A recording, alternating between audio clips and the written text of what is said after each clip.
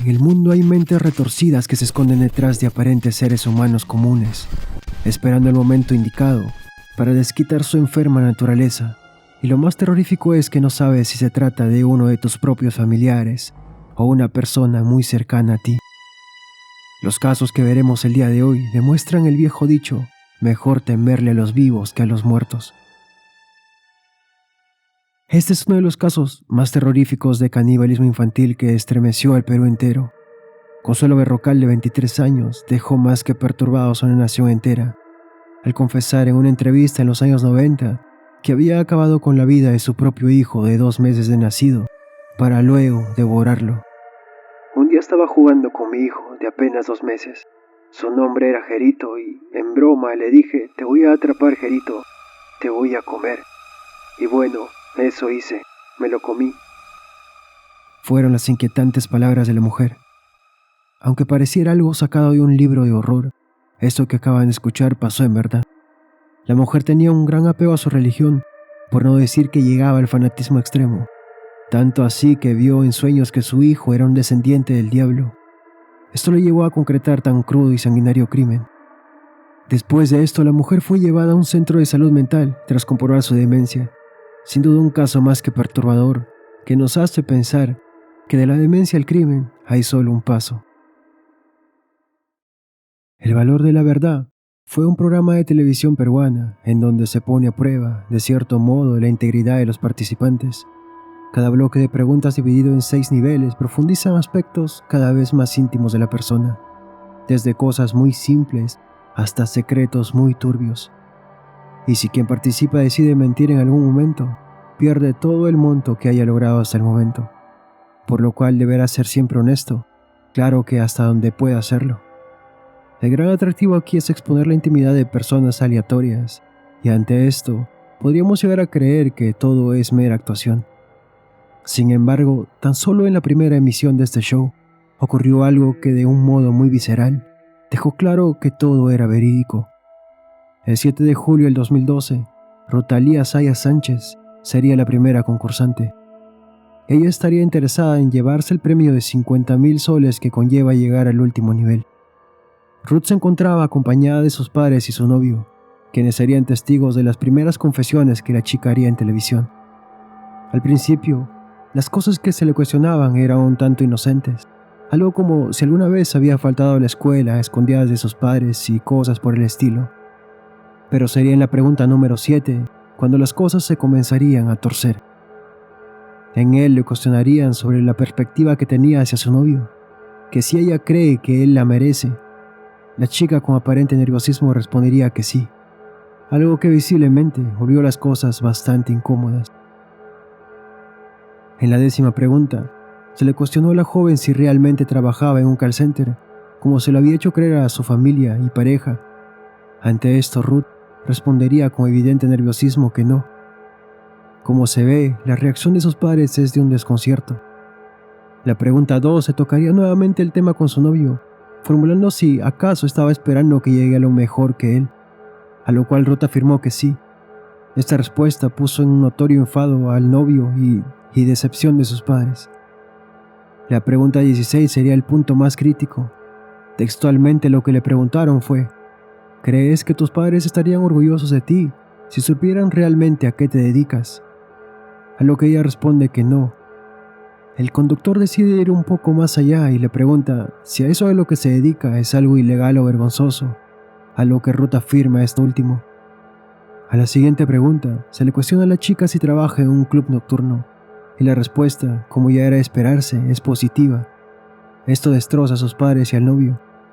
En el punto en el que está, la joven decide continuar con una pregunta más, y así poder llevarse los 15,000 soles, ya que, si se retiraba en ese momento, la cantidad sería inferior a las 2 preguntas anteriores, habría sido en vano.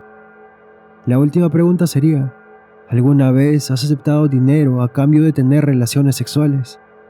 La pregunta para este punto es más que clara.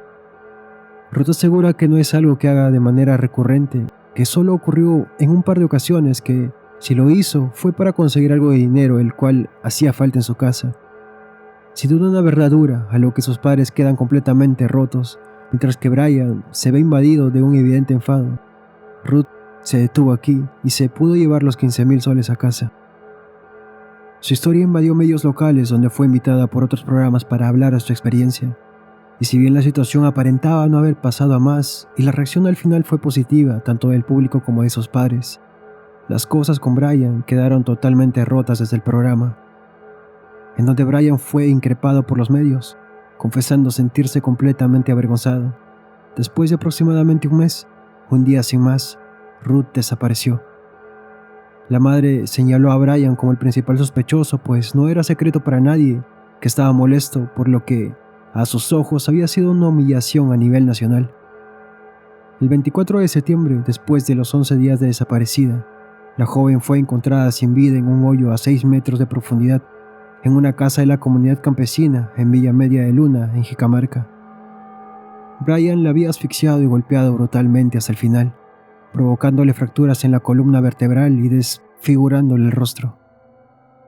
Aparentemente el sujeto la había citado con la excusa de quedar en buenos términos con ella, pero una vez ahí, la violó y procedió a liquidarla. Ya capturado por la policía, Brian confesó varias cosas que, en el inicio, la reunión con Ruth fue tranquila, hasta que empezaron a discutir por la disputa del premio, ya que al parecer de Brian merecía algo por la humillación. Fastidiada, Ruth le dio una bofetada, y esto provocó que despertara en él la ira que le llevó a cometer el crimen. Ante eso, había actuado con indiferencia, incluso cuando la madre de Ruth había ido a cuestionarle la desaparición de su hija. Quería huir a Ecuador, pero la policía le cortó el camino y logró arrestarlo, junto a un familiar, el cual era dueño de la propiedad donde se encontró el cadáver. Las confesiones de Ruth aquella noche hizo que su novio Brian recibiera muchas burlas. Claro que absolutamente nada justifica el quitarle la vida a alguien. Estas confesiones trajo consigo este perturbador desenlace y uno de los casos más turbios en la televisión peruana. Eran los años 70 en Lima, cuando una serie de macabros hallazgos horrorizaron la capital. Se habían encontrado ya varios cuerpos desmembrados en diferentes distritos de la ciudad, como Chorrillos, Miraflores y San Borja, todas de la misma espantosa manera. Eran sin duda la obra de algún maníaco suelto por las calles. Aproximadamente fueron unos 20 cadáveres encontrados en bolsas en menos de un año. En aquel tiempo no había cámaras, por lo que solo por un par de testigos se pudo tener un registro de quién podría ser aquel maníaco. Ambos lo habían descrito como un hombre alto y moreno. Esto concordaba con Ángel Díaz Balbín, de 26 años. Ese sujeto fue conocido en la época como el vampiro de Breña, pues anteriormente ya había acabado con la vida de su propia tía y sus dos primos que apenas eran menores de edad. Todo indicaba que era él, ya que las fechas de los homicidios y su salida de prisión concordaban.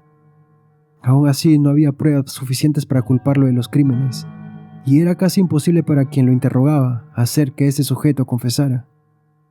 Ante la impotencia de los criminalistas que lo interrogaban, pues estaban seguros de que era culpable y llegaron a la conclusión que era un psicópata en potencia de que más crímenes. Decidieron llamar a un psicólogo criminalista muy conocido y respetado en la época, llamado Mario Poggi. Ese lo había interrogado varias veces, haciéndole varias pruebas y llegando también a la conclusión de que el sujeto era culpable, pero el tipo parecía imperturbable, y al no obtener ninguna confesión, ese debía ser liberado al día siguiente. El psicólogo pidió una oportunidad más para hacer que confesara. Les pidió un poco de tiempo a solas con el prisionero, petición que fue concedida. Pasarían varias horas hasta que el guardia entró a la sala, y lo que vieron ahí los dejó sin palabras. El doctor Poggi había estrangulado a Díaz Balbín. El psicólogo se encontraba en su asiento, secándose el sudor de la frente y aparentemente perturbado por lo que había hecho. Solo dijo: «Soy un héroe, los salvé de un monstruo», mientras el prisionero yacía tendido en el suelo con el cinturón del doctor en el cuello. Poggi fue condenado a 12 años de prisión, pero solo terminó cumpliendo 5 de esos años. Y aunque su acción trajo algo de tranquilidad a la sociedad limeña, lo más espeluznante es que apenas un par de meses después hubo otra ola de apariciones de bolsas negras con restos humanos, con el mismo modus operandi del monstruo, hasta que un día simplemente dejaron de aparecer. Nunca quedó claro quién realmente fue el culpable que cometió todos estos homicidios.